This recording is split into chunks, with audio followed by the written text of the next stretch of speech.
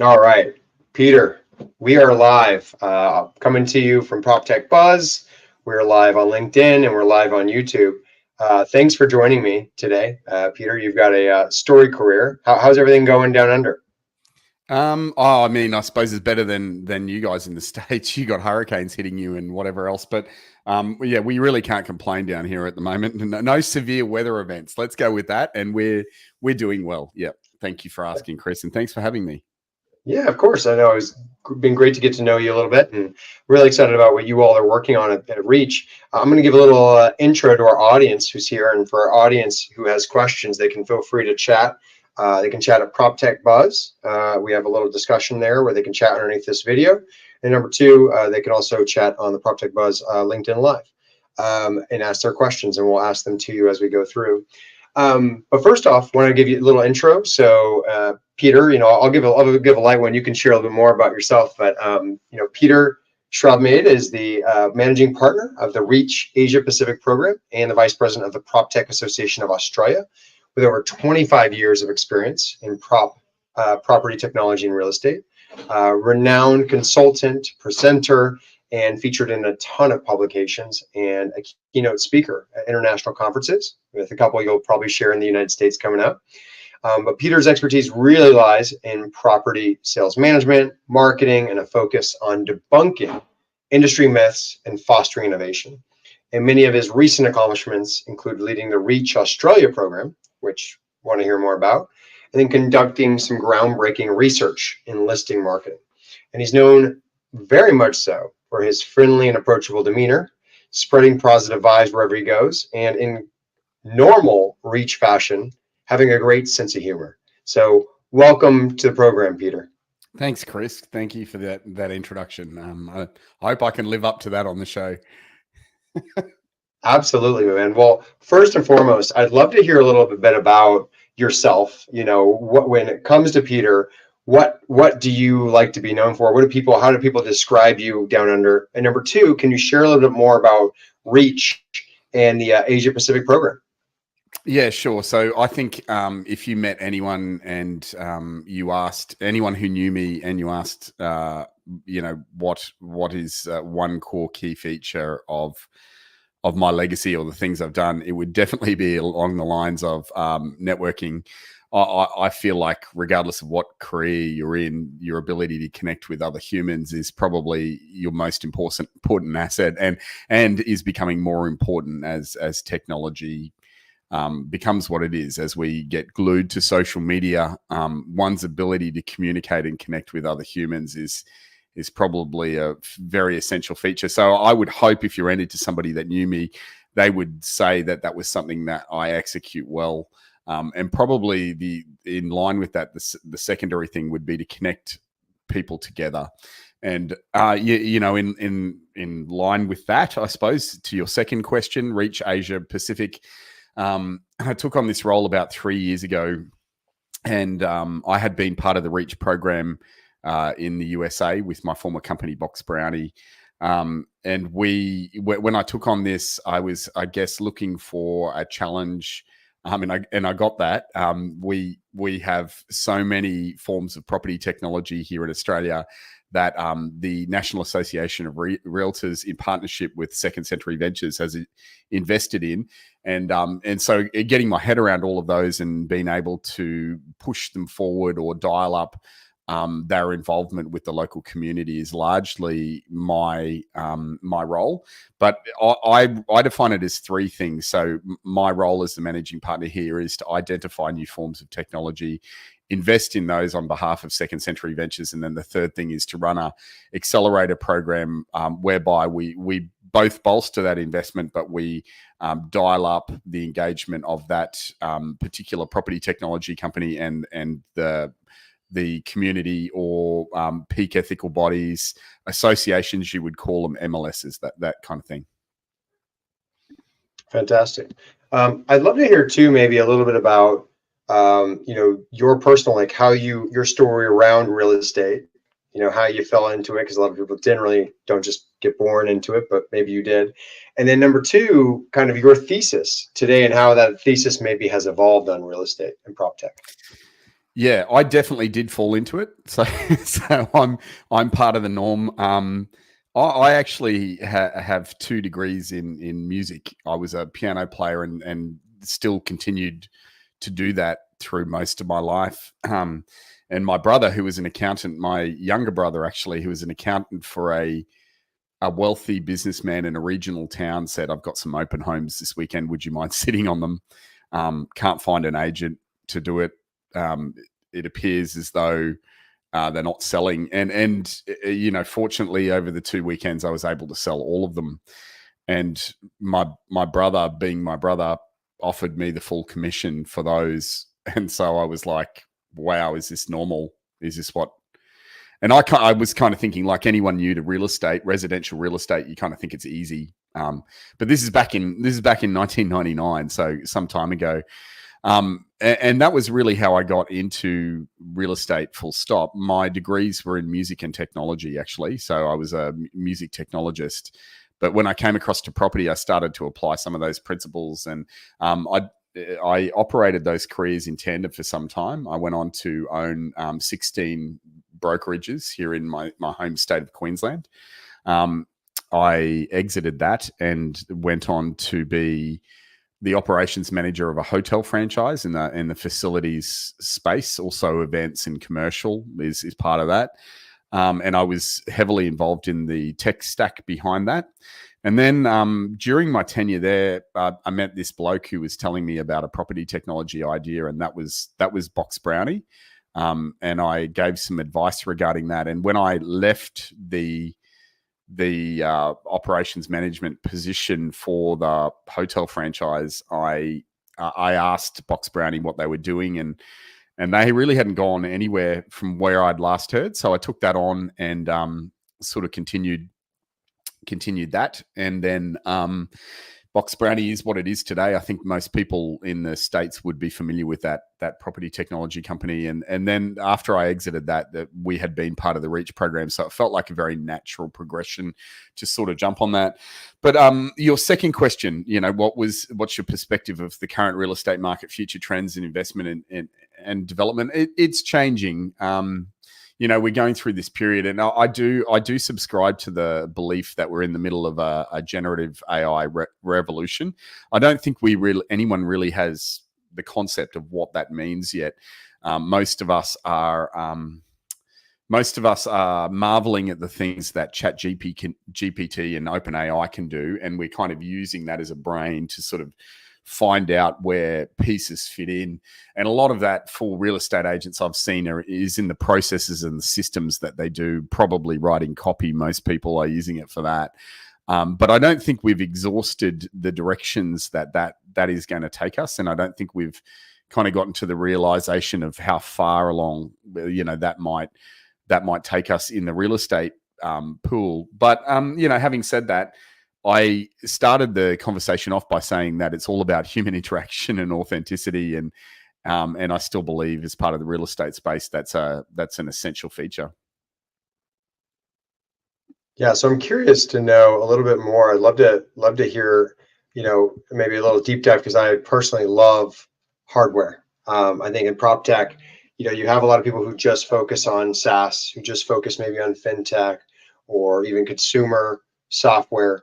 But I'm a big believer in that hardware. So I'd love to get your thoughts. You know, are you a fan of hardware when it's packaged the right way, or what are your thoughts on the hardware and hard tech space? Yeah, I think hardware is going to be part of the next boom. We're looking at it very seriously. Specifically, hardware that's connected. I feel as though we've been doing the same old with hardware for so long. But if you think about the commercial space, for example, we have all of these small to medium sized commercial businesses that have hardware in them that could be connected. And by that, I'm referring to IoT, or they could be managed, or there could be digital twins for those. And certainly in the residential real estate space, we're seeing IoT devices become hugely popular through homes. There are a bunch of stats on how buyers would pay more for a smarter or connected home. There's a bunch of stats on how tenants would pay more to be in part of a connected home. and certainly with smart facilities in it. And really, that hasn't carried across to the commercial space, except for in the larger areas like mining sites, for example. Most of that is done remotely, and the larger industrial facilities, they all have complex digital twins because they can afford that. But what we haven't seen is we haven't seen the explosion in the retail, in office spaces. Yeah, we have movement figures and all of that, but really they're not as connected as the other spaces, and there's no reason for that. The barrier to entry is getting lower and lower. So I feel hardware, in particular connected hardware, is going to be the next boom area, and we've invested in a few things over here that do that. Like we have invested in a sensor and a smoke alarm within a house that is connected to the World Wide Web, and it will actually let property managers know when it's been tampered with or when it's not operational, and that's not just an essential feature for the home or something nice to have. That actually saves lives. So that kind of hardware and others emerging through property technology, especially connected hardware, I really feel you're going to see a lot more of that. I think, funny too, as you say, the infrastructure in the United States is, and I'm sure many other countries, right? It's built, and then 40, 60, 80, 100 years later, it's still around. Yeah. And, and sadly, as we talked about today, our thoughts go out to those in Florida, here in the States, that are getting pounded with a second hurricane in 1 week. And scientists are saying, obviously, the climate tech side of prop tech, right? You've got real estate and climate tech, which I want to get your thoughts on, but they're saying it's going to be harder and harder. But, you're going to need immediate technology down there to support these people. You need, for first responders, you need to rebuild. And so, yeah, I'd love to get your thoughts that, if you want to tackle the climate tech space, but whether it's aging infrastructure and how we keep people safe, right? Keep people's lives from being lost. Love to hear your thoughts on that, Yeah, well, interestingly, those of you who know the REACH program know it runs in an application phase, and so we've just gone through our application phase, and we're looking at incoming technology, and pleasingly, a lot of the technology that's hitting my space has a heavy climate focus, and it is in that area of, I guess, recording and data of residential spaces, but not just that. There's one in particular which keeps logbooks of larger buildings, and that is a direct result of the Florida region. I think if you remember back in 2021, there was a collapse of a building there.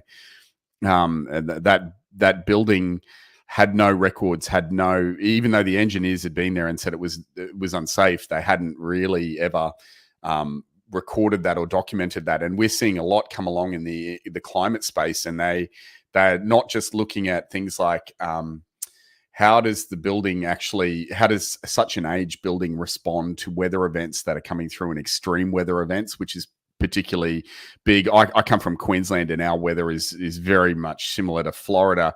It's almost like Florida and California combined. We get what you call hurricanes, but we also get bushfires and flooding and all of that. So we're well and truly used to extreme weather events. But in our state and in Florida and California, we're looking at how do we look at the climate impacts of buildings and make sure there are things like checks and balances in place to ensure their structural integrity. But not even just that, look at sustainability functions in the buildings. Like, coming back to your hardware question, we've got providers over here that look at IoT devices to reduce the energy footprint of some of those older buildings by doing things like installing LED lights, turning things off when they're not needed.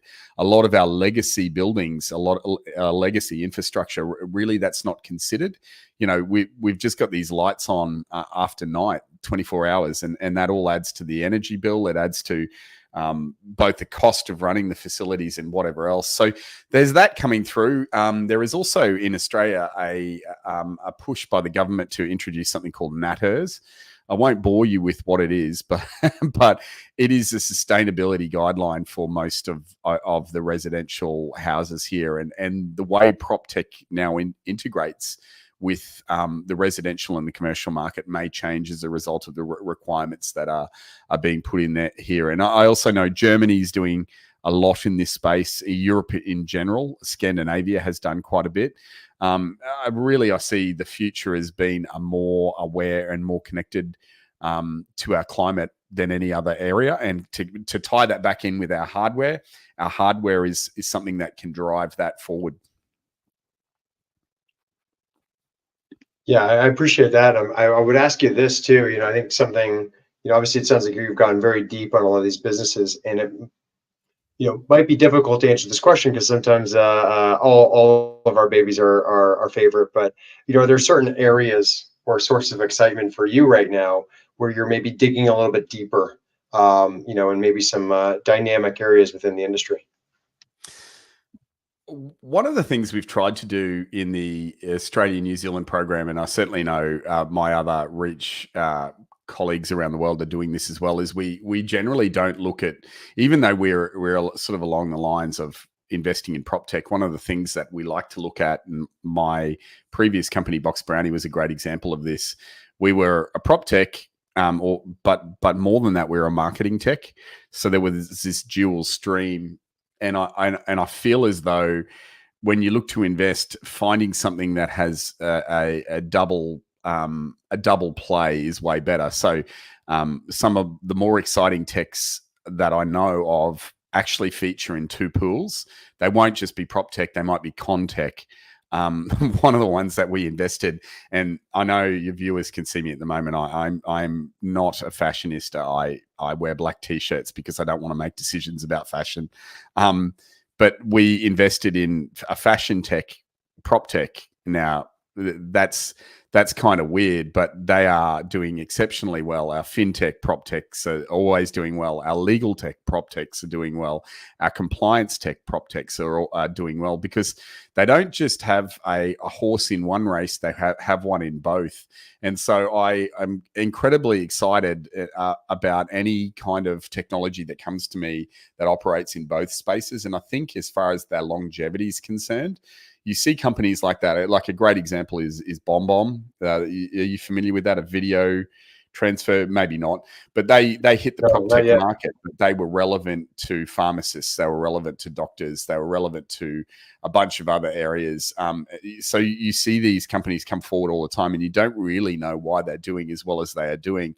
But generally, it's because they can play in different verticals. Yeah, I love it. I think that's a great thesis to have, right? When you're thinking about the TAM of a business and how large, whether it's geography, whether it's different sectors, whether it's fintech, insurtech, prop tech. And many people have told me, it's funny, at Blueprint, I talked to someone, he's like, oh, I'd like to say I'm not prop tech. Too many people think I'm prop tech. I'm actually a lot of areas. And I'm like, that's fine. No worries at all. I hurt my feelings, but love to get your thoughts too. I think one of the things we chatted about was, before being an investor and also supporting founders, helping them grow. Tell me a little bit about your experience as a founder or an operator and kind of like, your journey in balancing those relationships and seeing the other side now. Well, I feel as though we had a few different markets to push forward, and they're all different. One of the reasons I'm probably on this call is we were unashamedly a Queensland, Australia property technology company, but we realised very earlier that the addressable market in North America, and I include Canada in that, Canada and USA was huge. And after some testing and measuring, that became increasingly obvious. So I feel as though, you probably wouldn't know who I was if I just sort of sat in one pond, if you want to call it that. And in answer to your question, I think the way I interact, the way we sort of built Box Brownie as a group, changed depending on the nation that we were actually looking at. So here in Australia, the adoption of our tech was quite slow. People were very apprehensive to use it. And that was generally because we were a marketing company, and the way that Australians market property is far superior to the North Americans. I'm really sorry if you're hearing that for the first time and you're a North American, but it really is, like there are 5 sort of key elements to go into it about marketing a property: good photography, copy, with all the essential detail, a floor plan, a virtual tour and video. And the research I did showed that those 5 would only appear in American marketing in less than 1% of the case. So yeah, that's really low. Here in Australia, it sits at about 65% is where you see all 5 elements. So when we got to America, the way that we had to interact with the general public was different, because a lot of what we had to do was educate the market as to what, this is what purchasers want to see. And there was a bunch of, fortunately for us, there was a bunch of National Association statistics that actually talked about that. So, we could piggyback off the back of that. And so we went around, but coming back to it, we found the North American climate to be much more conducive to growth. People were a lot friendlier. As residential agents and commercial agents, which was also a play, and builders and developers, Americans in general, and North Americans, we'll put the Canadians all in, they are way more inclined to share something that's going to be of benefit to their colleagues in the industry, regardless of where they work, whether that's a Keller Williams or a Remax or a Compass or a Real or anywhere, any of the franchises that sort of sit under that. In Australia, that wasn't the case. We could run into what you would call a broker who wouldn't be aware that her top 10 clients were using us because they wouldn't want to share their secret sauce. So we found the North American climate to be much more open. And so, the way we sort of went along that is we're going to focus more on the North American climate than we are in the Australian, New Zealand space. So we really started to accelerate there, but our operations had to change in order to do that. We found that there were so many barriers, even though we both speak English and I sound kind of funny and you have a lot of dialects and accents over there. There were so many barriers to actually, you can't just pick up from one nation and go and drop it in another and expect it's going to work. Well, I know I probably sound very funny. Like, I can speak Spanish too, but I sound very funny to Spanish people, and probably sound funny to English as well as Australians and New Zealand. But no, I completely agree with you. And I think one of the things that was interesting too, as I think about, I think sometimes people have they try to compartmentalize you, they try to throw you into a box, whether it's investors doing that to founders, but even to yourself, right, into programs. And it's funny, had conversations about this, and I'm curious though, for you, are you just focused, because I understand, as I understand it, like, you've got Australia, but you're looking beyond that, right? So kind of share how you evaluate, because, that's a lot of cities, probably tens of millions or hundreds of millions of people that you could be looking at and covering. But, are you even looking at, India and other places like that for inspiration, and then sometimes even looking to bring them to Australia? Or do you work with them through the program to go on their terms? Like, what are your kind of thoughts around the geography? Yeah, well, the role I've been charged with is to grow the Reach program through Asia Pacific. And so when I took over the role, it was Reach Australia. Now it's Reach Australia and New Zealand. The Kiwis are actually developing some really great tech out of New Zealand. There's less of it because it's a smaller population, but What is there? Have they hit over 1,000 people living in New Zealand now, or are they still pretty in the 500 range? I'm not going to answer that. Yeah, we've got a lot of New Zealanders living where I am. It's like, it's almost, I shouldn't say this because the New Zealanders are fiercely loyal and fiercely proud. But here on the Sunshine Coast where I live, I've got a Maori couple who own the business across the road from us.